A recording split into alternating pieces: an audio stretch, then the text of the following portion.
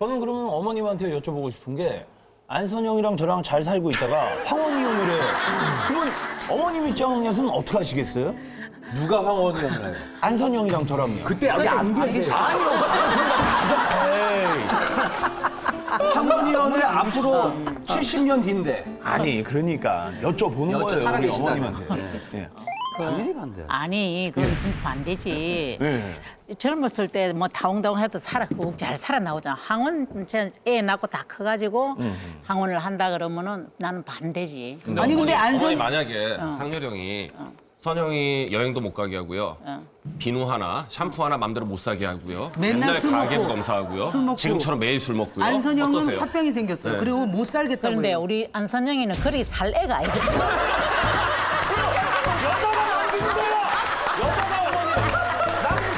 남자 여자가 만드는 거야. 결과적으로 그 안선영은 너랑 안 산다예요. 아니, 그렇게 안 살 거면 항원까지 갔으면은 살아라고 이야기하지. 거기까지 아유, 갔으면. 지스방 잘 챙기라, 내가 이렇게 해주지. 제가 처방전을 써드릴게요. 그러니까 황혼이혼을 하면 일단 손해보는 쪽은 되게 남편 쪽이 많아요. 남자는 진짜 힘들어. 당장 빨래며 먹는 거 해결이 안 되잖아요. 안 되는데. 그래서 우리 어머니 예를 들면은 우리 아버지가 진짜 가부장적이고 군인 출신이에요. 어머니가 꼼짝 못했어 평생을. 그래서 죽고 나면 죽으면 신용까지 하고 살았다고. 한번 대들지도 못하고. 그러다가 우리 어머니가 50대 중반이 됐을 때 누가 그 소갈비 있잖아요. 갈비. 갈비를 선물해 왔는데 이제 가족끼리 대화를 하다가 아버지가 당신 나와서 갈비 손질해야지 이러신 거예요. 그때까지 그게 그날이 혁명이래요. 그때까지도 무조건 복종만 했어. 복에 갔어.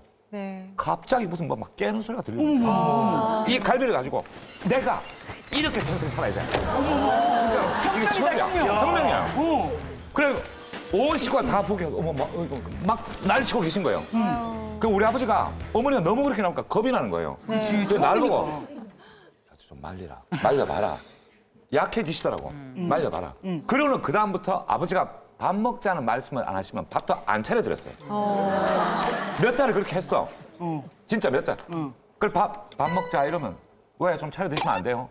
완전히 행동을 바꿔봤다고. 이런 시도를 해보자는 거예요. 엄마가. 그랬더니 한 6개월 전 딱 가니까 우리 아버지가 내가 그거 직접 들었어. 우리 엄마 손을 잡더니 할머니 우리 잘 지내자. 그 강하던 아버지가 꽁지를 딱 마시더라고. 아버지는 바뀔 수 있습니다. 그러니까 아버지가 완전히 근데 바뀌셨으니까. 지금 우리 아버지가 완전 사례자 바뀌었어요. 어머니께서도 40년 동안 한 번도 얘기를 안 하셨다고 그러시잖아요. 그게 문제인 거예요. 그러니까 지금처럼 이 갈비를 내려 갈비를 찍으시면서 내리면서 이렇게 한번 해보는 것도. 그러니까 네, 나도 성질 있다는 걸 보여드릴 필요가 있어요. 사실 왕종근 씨 어머니 같은 경우는 굉장히 특이한 케이스고요. 황혼이혼이나 그 화병, 우울증으로 오시는 많은 분들 같은 경우 사람마다 다른 겁니다. 그렇게 화를 내더라도 내 의견을 표현할 수 있는 분이 있고요. 대부분은 못하세요. 더더군다나 남편이 젊었을 때부터 가부장적이고 권위적이고 되게 무서운 남편이었다 그러면은 거기에 길들여집니다. 쉽게 말하면 남편이 이제 늙어서 힘도 없고 머리도 허해가지고 머리도 벗겨지고 이렇게 생겼지만 지금이 기회인가요? 아니 그냥 한번 남편이 째려보는 것만으로도 젊었을 때부터 그 공포가 올라와요. 감히 본인 의견 얘기 못하고 꾹 참는 게 아니라 참을 수밖에 없는 상황인 거예요. 그게 아니라 틀 안에서 게임이란 틀 안에서 40년간 지금 텔레비전 시청자 우리 여기 계신 100명의 여성분들 너무나 많이 참고 사시는 거예요. 우리 누나도 58년 개띠인데 엄청나게 참고 사셨어요. 참지 마라 그랬어요 누나한테. 한동안은 제가 이렇게 하려면 이혼하시는 게 낫지 않겠느냐. 우리 친누나한테 그렇게 얘기를 했었어요. 근데 그 안에서도 화를 내지 않고 참아왔던 거예요. 자기 의견을 주장하고 화를 내고 부시고 때로는 그럴 필요도 있다는 거죠. 그 틀 안에서 변화하려는 노력을 하지 않았다는 거예요, 이 어머니께서. 하지 않은 게 아니라 할 수 없었던 겁니다. 그런 분한테 너 왜 참고 살았어? 네가 잘못한 거야라고 누가 감히 얘기를 할 수 있겠어요? 실제로 찾아오는 사례자분은 대부분 이러고요. 가해자 피해자로 나누기는 그렇지만 대부분 찾아와서 상담하시는 분들은 여성분들은 대부분 피해자 쪽에 속하세요. 황혼이혼의 80%를 여성분들이 요구하는 이유도 그거고요.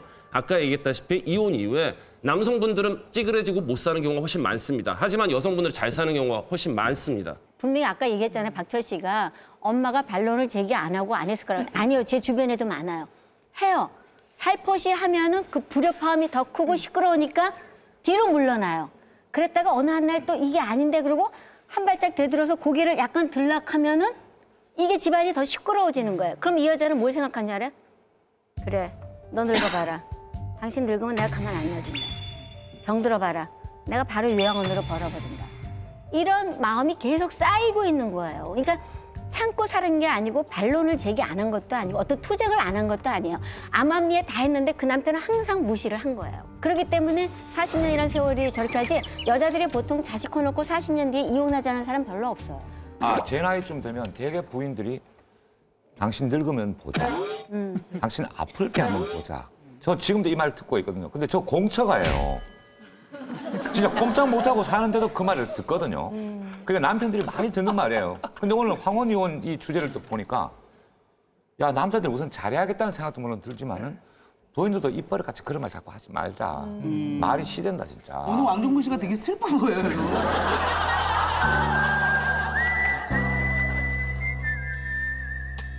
남자들은 나이가 먹으면서 옛날 과거를 잘못한 거 다 잊어버리는 것 같아요. 대부분이 마누라 이제 없으면은 혼자서 소주 한 먹다가 다 죽더라고요. 그 늙은 남자 좀 죽을 때까지 좀 데리고 있지.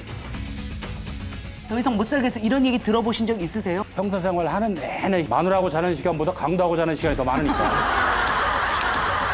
싸울 때 교수님은 어떻게 대처하세요? 나가요. 나갔다 얼마 만에 다시 들어오세요? 배고프면 들어와요.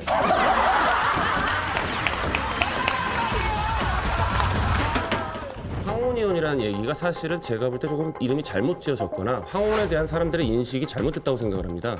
지금 61세 분인 어머니가 이혼을 결심했다. 황혼이혼이다. 많은 분들이 살 날이 얼마 남았다고란 착각들을 하세요. 요즘 여성들의 평균 수명이 83세입니다. 이 어머니가 앞으로 22, 3년을 더 살 수가 있고요. 암이 안 걸린다면 90세까지 앞으로 30년은 더 사실 수가 있어요. 60년 살아온 분이 앞으로 20, 30년을 더 산다는 거는 내 인생 지금까지 살아온 거의 절반을 더 살 수 있다는 얘기예요. 그 남은 인생에 본인의 삶을 위해서 사는 게 얼마 안 남았으니 참고 살아라는 걸로 억눌린다는 건 말이 안 된다고 생각을 해요. 사실 저는 이제 몇 년 전에 일본에서 방송 활동을 하면서 이런 경우를 그때 한참 유행을 했었거든요. 네. 65세가 되면 이제 퇴직을 하잖아요. 그럼 연금을 이혼을 하더라도 반반 나눌 수가 있는 거예요. 네. 그날까지 이분처럼 단 한마디도 하지 않다가 그냥 퇴직하고 돌아온 사람에게 짐을 다 싸놓고 수고하셨다고 하면서 나가요. 그리고 연락 두절이에요. 그래서 그 남자분들이 패닉 상태가 왔대요. 그러니까 물론 40년 동안 괴롭힌 것도 있었지만 그냥 그 나머지 인생은 그냥 배신감으로 살아가는. 그래서 어쩌면 40년 동안 원수처럼 살았지만 시간을 줘야 한다라는 생각을 했었거든요. 네. 황혼이혼에 대해서는 요새 굉장히 사례가 많아지고 있습니다. 급격히. 네. 우리나라에서도 이제 점점 그런 사례가 많아지는 거고요. 남편이 이제 힘이 떨어지 이렇게 가부장적인 사람들이 경제력이 약해지고 하면 이제 여자들이 더 이상 못 참고 자기 갈 길을 찾는데 그때 이제 재산 분할을 청구해가지고 거액의 재산을 분할 청구하는 소송이 상당히 많아지고 있습니다. 그걸 또 못 참아가지고 뭐 자기 재산을 도저히 부인한테 못 주겠다 이렇게 해서 사회기관에 증여를 한꺼번에 해버리는 그런 경우도 있고요.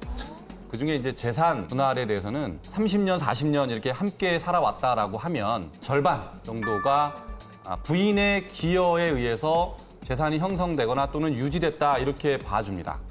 예, 절반 정도. 물론 이제 거기서 적극 재산, 그러니까 이제 진짜 재산이 있고 빚도 재산입니다. 빚을 뺀 나머지, 소국 재산을 뺀 나머지 재산을 나누는 거죠. 그렇기 때문에 여자분들은 남편 재산 중에 상당 부분을 자기 재산으로 차지할 수가 있게 되는 거죠. 아니 그러면 황혼이혼을 할 때 재산은 없고 빚만 있어요. 그럼 그것도 반 나눠야 돼요? 빚도 나누는 거죠. 네, 빚도 나누는 겁니다. 자산이니까. 네. 근데 지금 한 50% 정도 가져갈 수 있다는 얘기를 들으시니까 지금 표정들이 굉장히 환해지셨어요. 50% 계산 바로 들어가시면 되죠. 빚에서 어두워지시고. 근데 이제 그 50%를 찾을 수 있다는 얘기는 이제 많이 알려진 얘기인데요. 그 50%를 안 뺏기기 위한 싸움이 시작되는 거죠.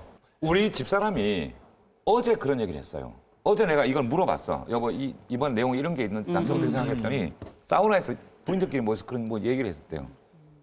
주로 이제 50대, 60대 아주머니들끼리 모여가지고 얘기를 하는데 참 정말 듣고 내가 충격받았어. 나리 남편이 나한테는 쓰레기야. 누가 그런 말을 하더라는 거야. 마음 아프다. 그것도 냄새 나는 쓰레기야. 마음 그걸 아프다. 듣는 남편들은 마음 아프다. 좋은 남편이든 아니면 아주 정말 그 나쁜 놈이든. 나쁜 놈이든 나름 가정에 충실하고 열심히 벌어서 가족 부양하고 했어요. 근데 나이 들어서 쓰레기 취급받으면 진짜 슬프잖아요. 그러니까 남편은 뭘 느끼는가 하면 나이가 드니까 아내가 날 버리는 거야. 이혼을 하자는 것도 그렇게 보게 되죠. 그렇게 보게 아 되죠. 이제 드디어 날 버리는구나. 그렇게 생각. 그동안에 효용 가치가 있으니까 어쨌든 미워도 데리고 살다가 되게 슬프겠다. 이제 돈도 못 벌고 되게 슬프. 나이 들어서 힘없고 잔소리만 해대고 저 영감 입만 살아있고 에이 넌 필요 없다 이제 저는 좀 내치는 것 같은 느낌을 받잖아요. 남자 생각이 입장에서. 조금 달라져야 된다고 생각하는 게 뭐냐면요. 누가 누굴 버리고 누가 누굴 데리고 살아요. 그냥 같이 사는 거예요. 같이 살다가 한 명이 싫어진 거죠. 만약에 젊은 부부가 남편이 이런 식으로 억압을 해서 여자에게 이야기한다면 너 앞으로 인생이 창창하니까 헤어져. 라고 얘기했던 사람들이 단지 나이가 먹었다는 이유만으로 에이 나이 드셨는데 그냥 사세요. 이게 무슨 논리냐는 거예요. 저는. 김태훈 씨가 여자라면 어떤 이유이면 헤어질 것 같아요? 저는 그 사람이 싫으면 그냥 헤어질 수 있다고 봐요. 아, 그 최저점이 그거예요? 예, 왜냐면 와. 같이 살 수 없는데. 근데 사실 그거는요 프로그램을 하다가 싫어하는 연기자가 있어도 그냥 같이 가는 거거든요. 그거는 그래. 이렇게 선택 우리가 뭐 다 좋아하고 이렇게 모인 줄 알아요? 저 어쩔 수 없이 같이 하는 거야. 돈을 주잖아, 돈으로. 아니 뭐 돈으로 다 돼요 사실. 가정은 집이 있잖아. 그러게 말이에요. 네. 가정이라는 것은 서약으로 맺어진 사이고 우리가 진짜 어떻게든 정말 서로가 힘이 되어주고 함께 하겠다고 말 잘했어요. 이런 약속으로 근데 사실 가는 지금 건- 얘기한 예. 거를 남편이 계약 위반을 했잖아요. 힘이 들더라도 항상 아껴주고 유의해주고를 남편이 안 한 것 같아요. 안 했죠. 남편이 계약 조건을 위반했기 때문에 부인이 계약 파기를 통보한 겁니다. 그럼 양재진 근데 그걸 씨는 왜 인제 통보하냐. 그리고 양재진 씨는 항상 위로해주고 아껴주고 할 자신 있으세요? 그래서 안 하는 거예요.